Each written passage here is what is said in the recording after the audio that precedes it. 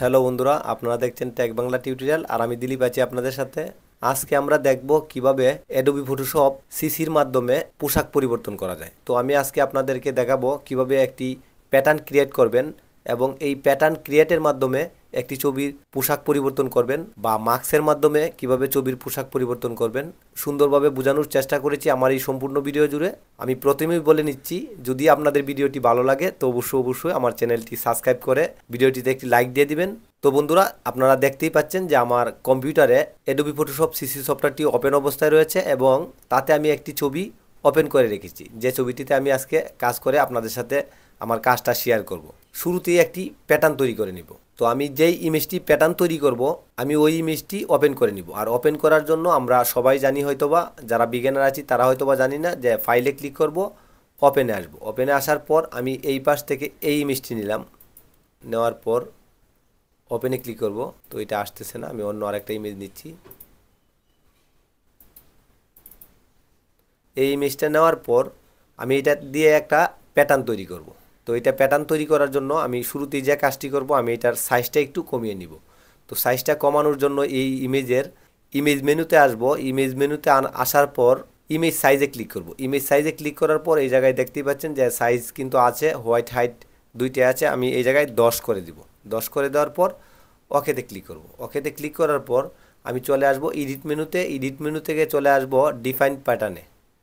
Define প্যাটার্নে click করার পর এই জায়গায় আমার প্যাটার্নের নাম চাচ্ছে, তো যা আছে ডিফল্ট হিসাবে তাই থাকবে। তারপর আমি ওকেতে ক্লিক করে দেব। ওকেতে ক্লিক করে দেওয়ার পর আমি এটা কেটে দিব।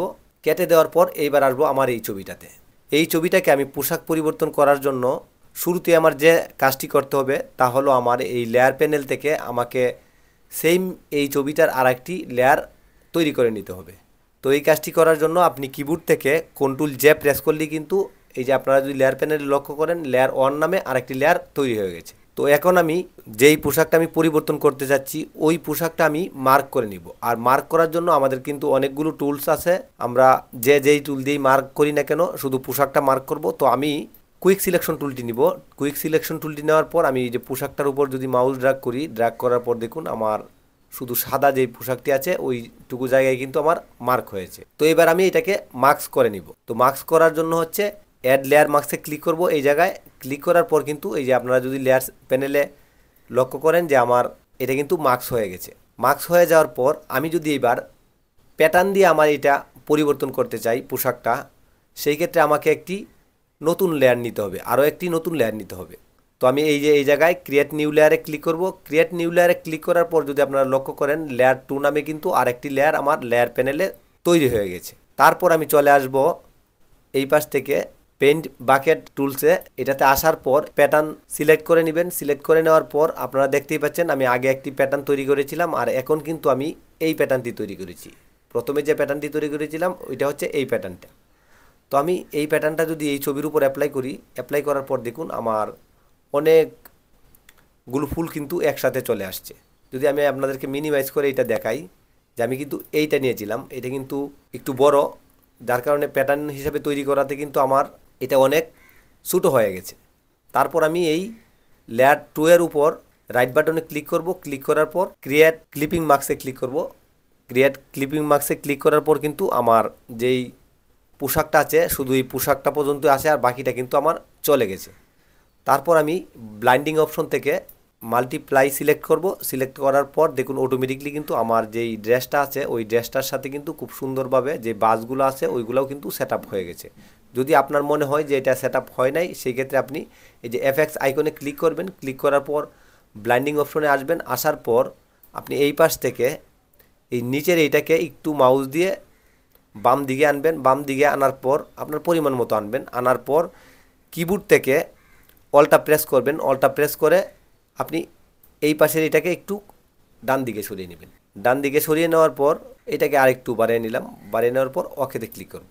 এইবার যদি মনে করেন যে আপনার ড্যাশটার যে কালারটা আছে ওইটা আপনি পরিবর্তন করবেন, যেমন ইউলু, হালকা ইউলু আপনার ফুলগুলো, তো আপনি যদি চান যে ওই কালারগুলো আমি পরিবর্তন করব, সেই ক্ষেত্রে আপনি পরিবর্তন করার জন্য সেসিয়েশন প্যানেলটা আপনি নিয়ে আসবেন। তো এটা আনার জন্য আপনি কিবোর্ড থেকে কন্ট্রোল ইউ প্রেস করলেও আসবে, অথবা আপনি ইমেজে আসার পর অ্যাডজাস্টমেন্টে আসবেন। অ্যাডজাস্টমেন্টে আসার পর সেসিয়েশনে ক্লিক করবেন। সিচুয়েশনে ক্লিক করার পর আমি যদি এইটাকে এই যে এইভাবে ডানে বামে টানার পর দেখুন আমার কিন্তু কালারটা খুব সুন্দরভাবে পরিবর্তন হয়ে গেছে। তারপর ওকেতে ক্লিক করব। তো আপনারা দেখতেই পাচ্ছেন কত সহজে কিন্তু আমি এই যে ড্রেসটা আছে এটা কিন্তু পরিবর্তন করে ফেলেছি।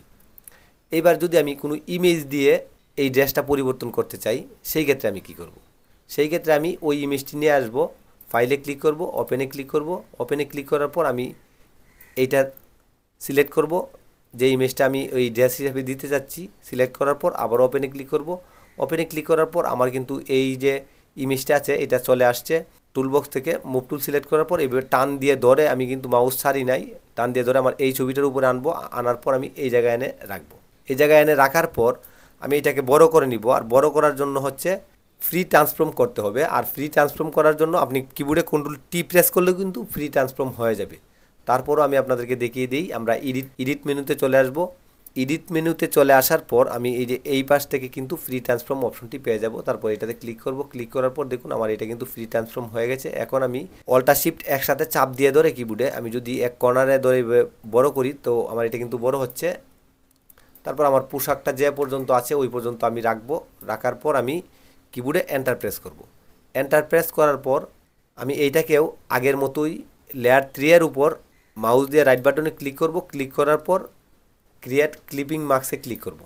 ক্লিক করার পর দেখুন আমার এই পোশাকটার সাথে কিন্তু একদম সুন্দরভাবে ম্যাচড হয়ে গেছে। এখন আমি নিচের যে লেয়ার 2 নামের লেয়ারটি আছে ওইটার চোখটা আমি উঠিয়ে নিব। উঠিয়ে নেওয়ার পর দেখুন আমার এইটা কিন্তু আর নাই এখন। তারপর আমি এই ব্লাইন্ডিং অপশন থেকে আমি মাল্টি অ্যাপ্লাই সিলেক্ট করে দেবো। সিলেক্ট করে দেওয়ার পর আমি যদি এইটাকে একটু, যে এখন কিন্তু মনে হয় ভালো দেখা যাচ্ছে, আমি এইটারও একটু কালারটা পরিবর্তন করে নেব। আর কালারটা পরিবর্তন করার জন্য আগের মতোই কন্ট্রোল ইউ প্রেস করবেন, অথবা ইমেজ মেনু থেকে অ্যাডজাস্টমেন্টে যে আপনি সিচুয়েশন যে প্যানেলটি আছে এটি নিয়ে আসবেন। আমি এই পাশ থেকে আবারও এই যে কালারটি আমি একটু পরিবর্তন করে নেব। তো আমি এই কালারটি রাখবো। রাখার পর আমি ওকেতে ক্লিক করব। তো ভিউয়ার্স, আপনারা বুঝতেই পারছেন যে কত সহজে আমরা যে কোনো একটি ইমেজকে প্যাটার্ন হিসেবে তৈরি করতে পারি, এবং একটি যে কোনো ইমেজ দিয়ে বা যে কোনো একটি ছবি দিয়ে আমি আমার পোশাকের ড্রেস হিসেবে তৈরি করতে পারি ফটোশপ সিসির মাধ্যমে। তো বন্ধুরা, কোন পোশাকটি আপনাদের ভালো লেগেছে এবং কোন কাজটি প্যাটার্নের মাধ্যমে পোশাক পরিবর্তন করাটা ভালো লেগেছে, নাকি পিকচারের মাধ্যমে যে পোশাকটি পরিবর্তন করেছি ওইটি ভালো লেগেছে, অবশ্যই আমাকে কমেন্ট বক্সে লিখে জানাবেন।